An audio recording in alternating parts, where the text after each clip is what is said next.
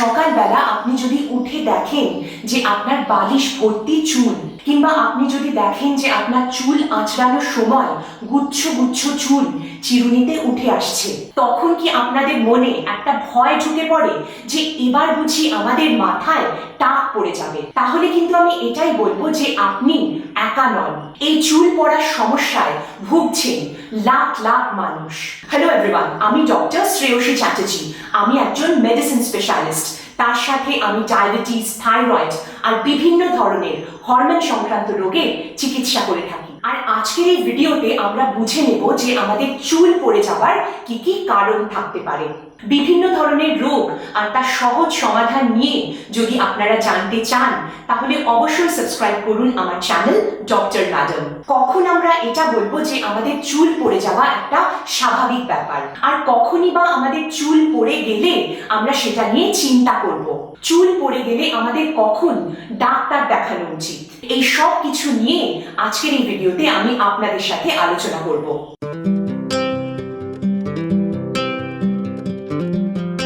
তো প্রথমেই আমি বলবো যে চুল পড়ে যাওয়াকে কখন আমরা স্বাভাবিক বলে ধরে নেব। আপনাদেরকে এটা বলে দিই যে প্রত্যেক দিন 50 থেকে 100টা করে চুল পড়ে যাওয়াকে স্বাভাবিক বলে ধরা হয়।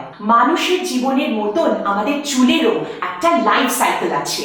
যেরকম প্রথমে নতুন চুল জন্মায়, তারপর সেই চুল আস্তে আস্তে বড় হয়, আর তারপর পুরনো চুল ঝরে পড়ে যায়। কিন্তু হঠাৎ করে যদি আপনি দেখেন যে আপনার মাথার চুল ঝরে পড়ে যাচ্ছে, কিংবা আপনার মাথার কোনো অংশে হঠাৎ করে চুল উঠে যাওয়ার জন্যে টাকের মতন হয়ে যাচ্ছে, তাহলে সেটা কিন্তু আপনার শরীরে কোনো বড় সমস্যার লক্ষণ হতে পারে। তো চলুন প্রথমেই আমরা আলোচনা করব যে আমাদের মধ্যে কাদের কাদের চুল পড়ে যাওয়ার সম্ভাবনা বেশি থাকে।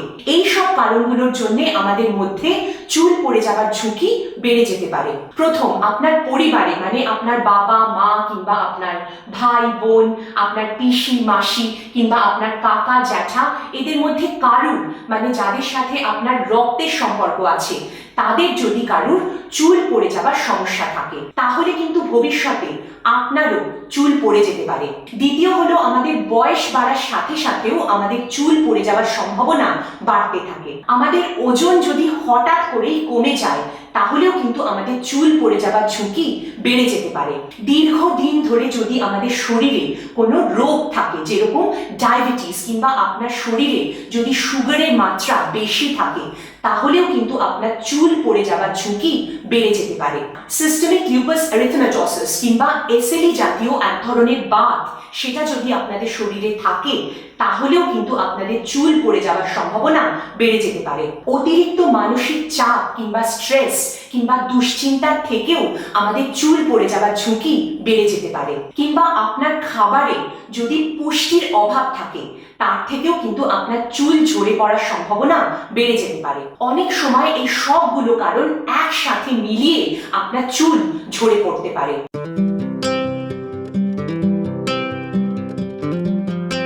এতক্ষণ ধরে বললাম যে আমাদের চুল পড়ে যাওয়ার ঝুঁকি কোন কোন কারণের জন্য বেড়ে যেতে পারে।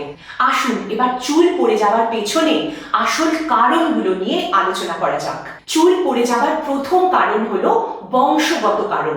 আর এই হেরিডিটারি কিংবা বংশগত কারণই আমাদের চুল পড়ে যাওয়ার সব থেকে সাধারণ, সব থেকে কমন কারণ। এই বংশগত চুল পড়ে যাওয়ার সমস্যাকে ডাক্তারি ভাষায় বলা হয় অ্যান্ড্রোজেনেটিক অ্যালোপেশিয়া। আপনার পরিবারে মানে আপনার বাবা কিংবা মায়ের দিক থেকে যদি কারুর টাক পড়ে যাওয়ার সমস্যা থাকে, তাহলে ভবিষ্যতে কিন্তু আপনারও চুল পড়ে যেতে পারে। পুরুষদের ক্ষেত্রে সাধারণত সামনের থেকে চুল উঠে যেতে শুরু করে, মানে তাদের হেয়ার লাইন পিছিয়ে যেতে শুরু করে, কিংবা তাদের মাথার ওপরের দিকটা টাক হয়ে যায়। আর মহিলাদের ক্ষেত্রে চুল উঠে যেতে শুরু করে মাথার মাঝখান থেকে। বিশেষ করে মহিলাদের সিঁথি চওড়া কিংবা ফাঁক হয়ে যেতে শুরু করে, কিংবা মহিলাদের মাথার মাঝখান থেকে চুল উঠে যেতে শুরু করে।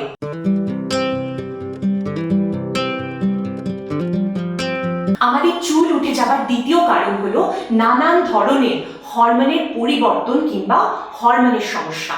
বিশেষ করে মহিলাদের জীবনে নানান সময় তাদের শরীরে হরমোন ওঠানামা হয়, যেরকম গর্ভাবস্থা কিংবা প্রেগন্যান্সির সময়, কিংবা সন্তান জন্ম দেবার সময়, কিংবা মেনোপজের সময়, যখন একজন মহিলার সারা জীবনের মতন পিরিয়ডস বন্ধ হয়ে যায়। এই সময়গুলোতে একজন মহিলার শরীরে হরমোনের পরিবর্তন হয়, যার থেকে কিন্তু তার চুল পড়ে যেতে পারে। তাছাড়া থাইরয়েড হরমোনের সমস্যা কিংবা পলিসিস্টিক ওভারিয়ান সিনড্রোম কিংবা পলিসিস্টিক ওভারিয়ান ডিজিজ নামক এক ধরনের হরমোনের সমস্যা, যেটা কম বয়সী মহিলাদের ক্ষেত্রে দেখা যায়, সেই ক্ষেত্রেও কিন্তু চুল পড়ে যেতে পারে।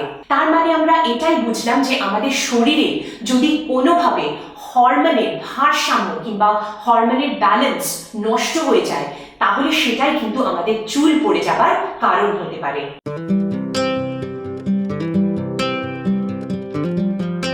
চুল পড়ে যাবার 3 নম্বর কারণ হলো অ্যালোপেশিয়া অ্যারিয়াটা। অ্যালোপেশিয়া অ্যারিয়াটা নামক এক ধরনের রোগ আছে, যেখানে আমাদের নিজের শরীর আমাদের চুলের গোড়াকে আক্রমণ করে, আর তার জন্য কিন্তু আমাদের চুল পড়ে যেতে পারে।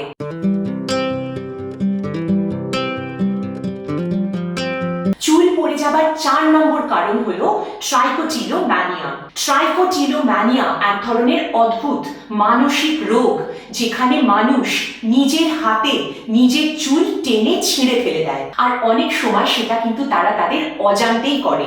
চুল পড়ে যাবার 5 নম্বর কারণ হলো নানান ধরনের ওষুধ কিংবা নানান ধরনের চিকিৎসার সাইড এফেক্ট কিংবা পার্শ্ব প্রতিক্রিয়া।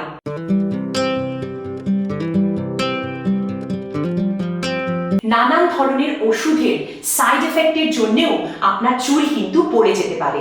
যেরকম আমরা সবাই জানি, ক্যান্সারের কেমোথেরাপি চলার পরে চুল পড়ে যেতে পারে, কিংবা বাতের ব্যথার জন্য আমরা যে ব্যথার ওষুধ খাই, মন খারাপ কিংবা ডিপ্রেশনের জন্য আমরা যে অ্যান্টি ডিপ্রেসেন্টস কিংবা মন খারাপের ওষুধগুলো খাই, অনেক সময় হার্টের সমস্যার জন্য যে ওষুধগুলো আমরা খাই, কিংবা ব্লাড প্রেশার বেশি থাকার জন্য আমরা যে ওষুধগুলো খেয়ে থাকি, কিংবা ইউরিক অ্যাসিড কমানোর জন্য অ্যালোপিউরিনল নামের যে ওষুধটা আমরা খেয়ে থাকি, সেটাও কিন্তু আমাদের চুল পড়ে যাবার কারণ হতে পারে। কিংবা মাথায় যদি আমরা রেডিয়েশন নিই কিংবা রেডিওথেরাপি নিই, তাহলে সেই জায়গায় কিন্তু চুল আগের মতন নাও গজাতে পারে।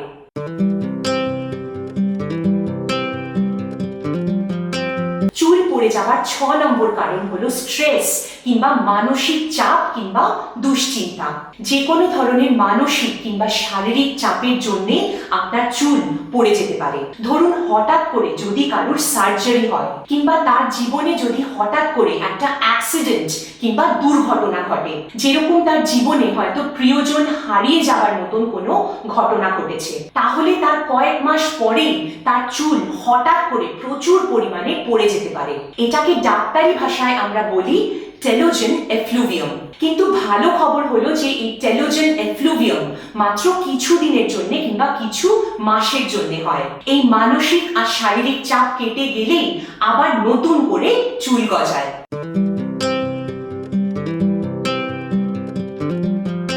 চুল পড়ে যাবার 7 নম্বর কারণ হলো নিউট্রিশন কিংবা পুষ্টির ঘাটতি। আমাদের রোজকার খাবারে যদি যথেষ্ট পরিমাণে প্রোটিন কিংবা আয়রন কিংবা জিঙ্ক, বায়োটিন না থাকে, তাহলে খুব স্বাভাবিকভাবেই আমাদের চুলের গোড়া পুষ্টি পাবে না, আর সেটাই কিন্তু আমাদের চুল পড়ে যাবার কারণ হতে পারে, আর তার থেকে নতুন চুল গজাবে না কিংবা চুল পড়ে যেতে পারে।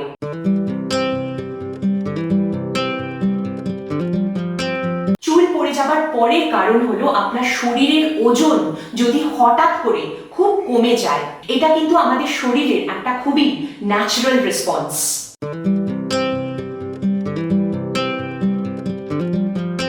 আমাদের চুল পড়ে যাবার 9 নম্বর কারণ হলো চুলে ইনফেকশন কিংবা সংক্রমণ। আমাদের মাথার চামড়াতে যদি ফাঙ্গাল ইনফেকশন হয়, যেরকম খুশকি কিংবা রিংওয়ার্ম, এই ইনফেকশনও কিন্তু আমাদের চুলের গোড়াকে নষ্ট করে দিতে পারে।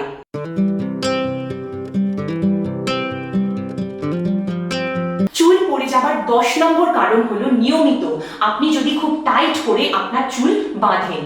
যেরকম আপনি যদি প্রত্যেক দিন খুব টাইট করে পনিটেল করেন, কিংবা খুব টাইট করে আপনি খোঁপা বাঁধেন, কিংবা মাঝে মাঝে আপনি হেয়ার এক্সটেনশন ব্যবহার করেন, এটাতে কিন্তু আপনার চুলের গোড়ায় টান পড়তে পারে, যেটাকে বলা হয় ট্রাকশন অ্যালোপেশিয়া।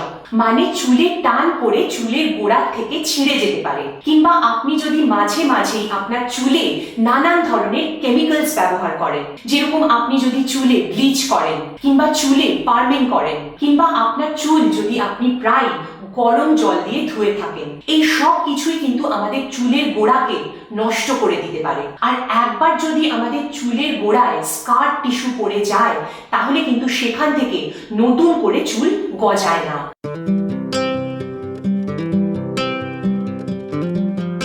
তাহলে এই চুল পড়ে যাওয়ার কি সমাধান? প্রথমেই বলি যে আপনারা প্যানিক করবেন না, কিংবা আপনারা আতঙ্কিত হবেন না। আর অবশ্যই একজন বিশেষজ্ঞ ডাক্তারের সাথে আপনার এই চুল পড়ে যাওয়া নিয়ে আলোচনা করুন। পুষ্টিকর নিউট্রিশিয়াস খাবার খান, আপনার চুলে আপনি কম কেমিক্যালস ব্যবহার করুন, আর আপনার মানসিক স্ট্রেস কিংবা চাপ কিংবা দুশ্চিন্তা কমানোর চেষ্টা করুন।